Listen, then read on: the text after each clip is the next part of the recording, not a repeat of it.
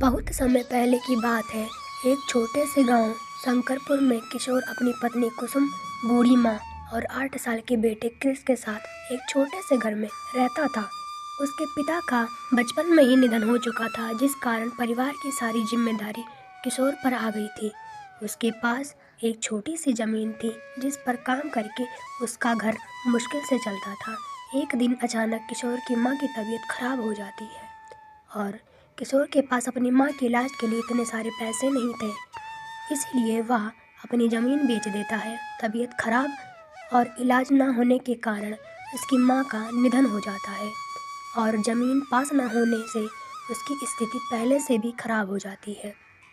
वह दोनों पति पत्नी मेहनत मजदूरी करके अपना घर चलाते थे।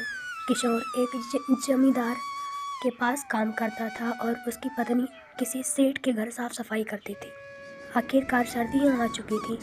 यूँ तो हमेशा ठंडी के समय -1-2 डिग्री तापमान रहता था, लेकिन इस साल तापमान बहुत ही ज़्यादा गिर गया था, जिससे ठंडी बहुत ज़ोरों से अपना कहर ढा रही थी। इस वजह से गांव के लोग ज़्यादा ठंडी के कारण डरे हुए थे। दिन हो या रात, लोग ठंडी के कारण बहुत परेशान थे। अजी सुनते हो क्रिस के पापा, ठंडी बहुत नज़दीक आ चुकी है और हमारे पास तो सर्दियों में ओढ़ने पहनने खाने के लिए कुछ भी नहीं है। हाँ कुसुम, तुम ठीक कहती हो, हमें कुछ बंदोबस्त करना चाहिए। आखिरकार सर्दियाँ आ ही गईं। हे भगवान, यह कैसी लीला है आपकी। देख रहे हो कि क्रिस के पापा, इस साल कितनी ज़्यादा ठंड पड़ रही है।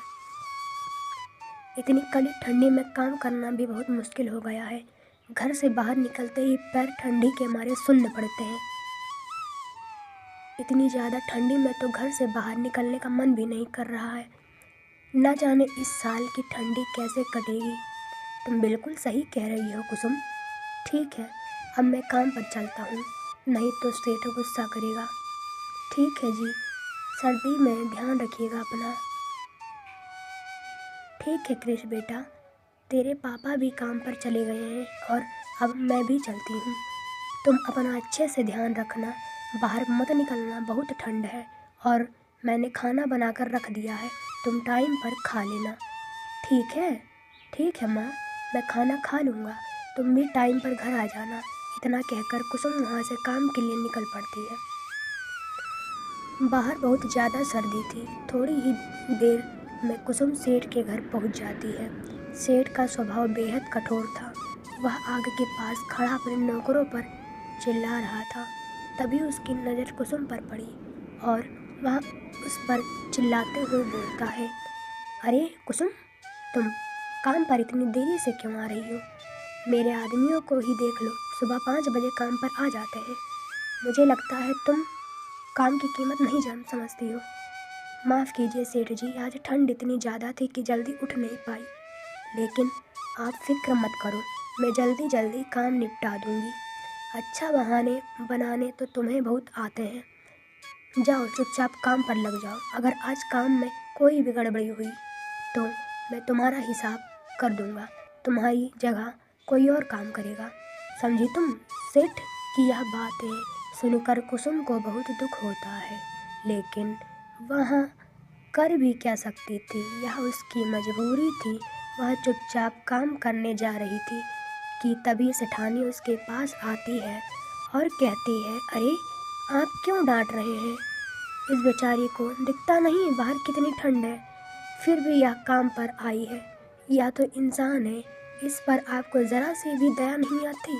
अरे भाग्यवान, इन लोगों को ज़्यादा सर पे चढ़ाना ठीक नहीं है, नहीं तो ये कोई भी काम ठीक से नहीं करेंगे। उधर किशोर ठंड से कांपते हुए धनीराम जमींदार के खेत पर मजदूरी कर रहा था। धनीराम अपने खेतों का काम कराने के लिए किशोर और कुछ मजदूरों को सख्त निगरानी में रखता था। अरे ओ किशोर, काम ठीक से कर। गांव का चौपाल जहां अक्सर लोग बैठकर बातें किया करते थे, अब वहाँ सूना पड़ा था और बेचारे गरीब लोग अपने अपने घरों में दुबक चुके थे। अब तो आग ही उनका एकमात्र सहारा था। गांव का बुजुर्ग तुलसीदास और अक्सर गाँव वालों को इकट्ठा करके कोई ना कोई उपाय बताता था। इस बार भी चौपाल पर पहुंचा। उसने 4-5 लोगों को इकट्ठा करके कहा, सुनो भाइयों, इस बार ठंड बहुत भयानक है। अगर हम सब मिलकर कोई उपाय नहीं करेंगे तो बच्चे और बुजुर्ग इसकी चपेट में आ जाएंगे। हमें जंगल में जाकर लकड़ियाँ लानी होगी और हर घर में अलाव जलाने की व्यवस्था करनी ही होगी, नहीं तो इसकी चपेट में हम सभी आ जाएंगे। लेकिन ताऊ जी, इतनी ठंड में जंगल तक जाने की हिम्मत कौन करेगा? ठंड इतनी ज़्यादा है कि हाथ पैर सुन्न पड़ रहे हैं और जंगल में सूखी लकड़ियाँ ढूंढने में भी बहुत समय लग जाएगा। अरे बेटा, डरने में कुछ नहीं होगा, हमें एक दूसरे की मदद करनी होगी। अगर हमने ठंड के आगे हार मान ली तो गांव के कई घरों के चूल्हे हमेशा के लिए ठंडे पड़ जाएंगे। फिर वे निर्णय लेते हैं कि सभी लोग मिलकर जंगल में लकड़ियाँ लाकर सभी के घरों के आगे अलाव जलाएंगे, जिससे कि सर्दी से बचा जा सके। दिन ढल चुका था। किशोर अपना काम खत्म करके जमींदार के पास आता है और कहता है, लीजिए मालिक, मैंने सारा काम निपटा दिया। मुझे कुछ पैसे चाहिए थे। वो मुझे अपने बच्चों और पत्नी के लिए सर्दी के कुछ कपड़े और कंबल लेने थे। अरे, अभी तो पूरा महीना भी नहीं हुआ है और तुमको पैसे चाहिए? कुछ दिन इंतज़ार करो, फिर मिलेगा। तुम्हारे पैसे। जमींदार की यह बात सुनकर बेचारा किशोर दुखी मन से घर की ओर चल पड़ता है और किशोर को घर पहुँचते पहुँचते रात हो जाती है।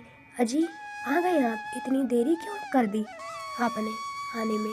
अरे कुसुम, वह जमींदार जी ने रोक लिया था और मैंने पैसे मांगे भी नहीं दिए। कहने लगा, अभी तो पूरा महीना भी नहीं हुआ और तुमको पैसे चाहिए?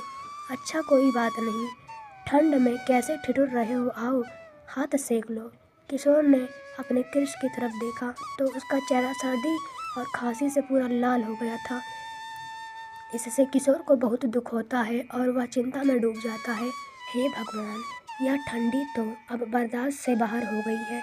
आज घर में अलाव जलाने के लिए लकड़ियाँ भी नहीं हैं।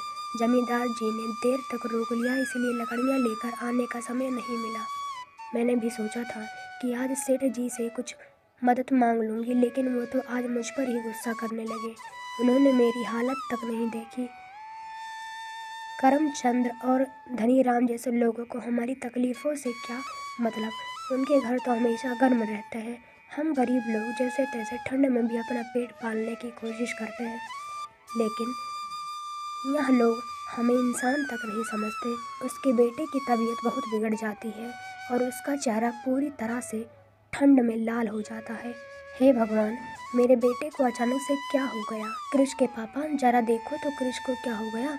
कुसुम, इसको तो बहुत तेज बुखार हो गया है। तुम कृष का ख्याल रखना, मैं जल्दी से वेद जी को लेकर आता हूँ। अजी, मुझे बहुत डर लग रहा है। आप वेद जी को लेकर जल्दी आओ, उनके घर से थोड़ी लकड़ी भी लेते आना। आधी रात का समय हो चुका था। बाहर सर्दी इतनी कहर ढा रही थी कि पूछो ही मत।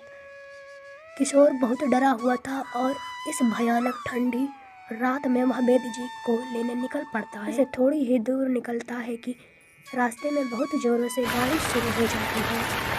किशोर चारों ओर चिंताओं से घिरा हुआ इस भयानक बारिश वाली रात में बिना रुके चलते ही जा रहा था। दूसरी ओर कुसुम का दिल कृष की ऐसी हालत देखकर बहुत ज़्यादा घबरा रही थी। कृष की आंखें धीरे धीरे बंद हो रही थी और उसका शरीर ठंडा पड़ने लगा। अरे अरे, मेरा बेटा। किशोर वेद जी के घर पहुंच जाता है पर उनकी बदकिस्मती तो देखो, इस रात वेद जी अपने घर पर भी नहीं थे। उधर कुसुम इतनी जोर से चिल्लाती है कि उसकी चीखें उस भयानक काली रात की बरसात को चीरती हुई सीधे किशोर के कानों में पड़ती है। यह चीख इतनी दर्द भरी थी कि हर कोई सुनने वाले की आंखें काट जाती। इसे सुनकर किशोर बहुत घबरा जाता है और वह अपने घर की तरफ दौड़ता है। हे भगवान, कुसुम इतनी जोर जोर से क्यों चीख रही थी? भगवान करे कोई अनहोनी ना हुई हो। बेचारा रोया हुआ किशोर दौड़ा दौड़ा घर पहुंचता है। घर के अंदर जाकर जो देखता है तो उसका कलेजा फट सा जाता है। अरे कुसुम, क्या हुआ? और कृष की आंखें क्यों बंद हैं? भगवान ने हमसे हमारा बेटा छीन लिया? बेचारा नन्ही सी जान कृष्ण इस बेरहम सर्दी के चपेट को नहीं सहन कर पाया, परिवार से अलग कर दिया। वे दोनों पति पत्नी उस बेरहम ठंड से हार चुके